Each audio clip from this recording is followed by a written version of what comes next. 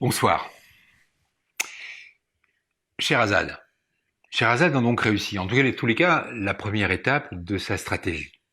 Faire accepter par son père, le vizir, qu'elle passe la nuit avec le sultan, Shahriar.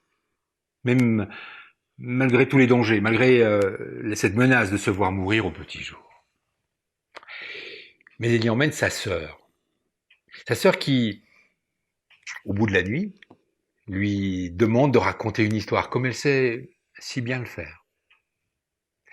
Le sultan accepte, il ne sait pas ce qu'il attend, lui.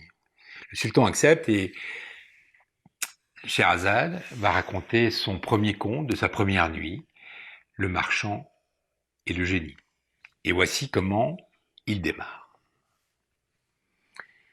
Il y avait autrefois un marchand qui possédait de grands biens, tant en fonds de terre qu'en marchandises et en argent comptant. Il avait beaucoup de commis, de facteurs, d'esclaves. Comme il était obligé de temps en temps de faire des voyages pour s'aboucher avec ses correspondants, un jour qu'une affaire importante l'appelait assez loin du lieu de son habitation, il monta à cheval et partit avec une valise derrière lui. Dans cette valise, il avait mis une petite provision de biscuits et de dattes, parce qu'il avait un pays désert à traverser où il n'aurait pas trouvé de quoi vivre. Il arriva sans incident à l'endroit où il avait affaire, et quand il eut terminé la chose qu'il y avait appelée, il remonta à cheval pour s'en retourner chez lui. Le 4e jour de sa marche, il se sentit tellement incommodé par l'ardeur du soleil, de la terre chauffée par les rayons, qu'il se détourna de son chemin pour aller se rafraîchir sous des arbres qu'il aperçut dans la campagne. Il y trouva au pied d'un grand noyer une fontaine d'une eau claire et coulante. Il mit pied à terre, attacha son cheval à une branche d'arbre et s'assit près de la fontaine. Il tira de sa valise quelques dattes et des biscuits. En mangeant les dattes, il en jetait des noyaux à droite et à gauche. Lorsqu'il eut achevé ce repas frugal, comme il était bon musulman, il se lava les mains, le visage et les pieds, et il fit sa prière. Il ne l'avait pas terminé. Il était encore à genoux quand il vit paraître un génie tout blanc de vieillesse et d'une grandeur énorme qui, s'avançant jusqu'à lui le sabre à la main, il lui dit d'un ton de voix terrible: « Lève-toi, je te tue avec ce sabre comme tu as tué mon fils. » Et il accompagna ces mots d'un cri effroyable.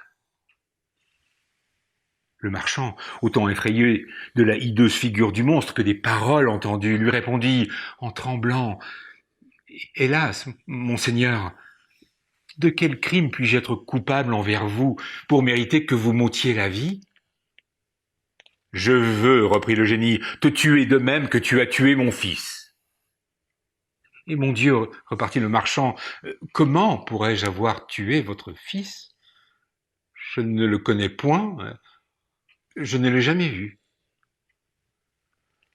N'étais-tu pas assis en arrivant ici, répliqua le génie? N'as-tu pas tiré des dattes de ta valise et, en les mangeant, n'as-tu pas jeté les noyaux à droite et à gauche? »«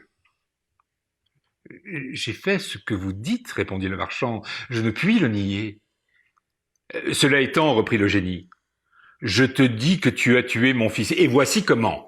Lorsque tu jetais ces noyaux, mon fils passait. Il en a reçu un dans l'œil, et il est mort. C'est pourquoi il faut que je te tue. »« Ah, monseigneur, pardon, s'écria le marchand. Point de pardon, répondit le génie, point de miséricorde. N'est-il pas juste de tuer celui qui a tué? »« Je suis d'accord, dit le marchand, mais je n'ai assurément pas tué votre fils, et quand cela serait, je ne l'aurais fait que fort innocemment. Par conséquent, je vous supplie, je vous supplie de me pardonner, de me laisser la vie. »« Non, non, non, non, dit le génie en persistant dans sa résolution. Il faut que je te tue, de même que tu as tué mon fils. » À ces mots, il prit le marchand par le bras, le jeta la face contre terre, leva le sabre pour lui couper la tête. Cependant, le marchand était tout en pleurs, et protestant de son innocence, regrettait sa femme, ses enfants, et il disait les choses du monde les plus touchantes. Le génie, toujours le sabre haut, eut la patience d'attendre que le malheureux eût achevé ses lamentations, mais il n'en fut nullement attendri. Tous ces regrets sont superflus, s'écria-t-il. Tes larmes seraient-elles de sang que cela ne m'empêcherait pas de te tuer, comme tu as tué mon fils? Quoi, répliqua le marchand, rien ne peut vous toucher. Vous voulez absolument ôter la vie à un pauvre innocent? Oui, trancha le génie. J'y suis résolu. Et en achevant ces paroles, Scheherazade, à cet endroit, s'apercevant qu'il faisait jour, et sachant que le sultan se levait tôt de grand matin pour sa prière et tenir son conseil, cessa de parler. Dinarzade dit alors doucement, « Bon Dieu, ma sœur, que votre conte est merveilleux. »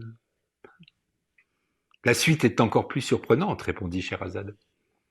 Et vous en tomberiez d'accord, si le sultan voulait me laisser vivre encore aujourd'hui, me donner la permission de vous la raconter la nuit prochaine? Schahriar, qui avait écouté Scheherazade avec plaisir, dit en lui-même, j'attendrai jusqu'à demain. Je la ferai toujours bien mourir quand j'aurai entendu la fin de son conte. Ayant donc pris la résolution de ne point ôter la vie à Scheherazade ce jour-là, il se leva pour faire sa prière et aller au conseil. Pendant ce temps, le grand vizir, on l'imagine. Le grand vizir était dans une inquiétude cruelle. Au lieu de goûter la douceur du sommeil, il avait passé la nuit entière à soupirer, à plaindre le sort de sa fille, dont il devait être le bourreau. Mais si, dans cette triste attente, il craignait la vue du sultan, il fut agréablement surpris lorsqu'il vit que ce prince entrait au conseil sans lui donner l'ordre funeste qui l'attendait. Le sultan, selon sa coutume, passa la journée à régler les affaires de son empire, et quand la nuit fut venue, il coucha encore avec Scheherazade. Il perd bas le nord. Hein. Le lendemain, avant que le jour parût, Dinarzade ne manqua pas de s'adresser à sa sœur et de lui dire « Ma chère sœur, si vous ne dormez pas, je vous en supplie, en attendant le jour, de continuer le conte d'hier. » Le sultan n'attendit pas que Scheherazade lui en demandât la permission. « Achevez, dit-il, achevez le conte du génie et du marchand. Je suis curieux d'en entendre la fin. » Scheherazade prit alors la parole et continua son conte. La suite demain. Bonne nuit.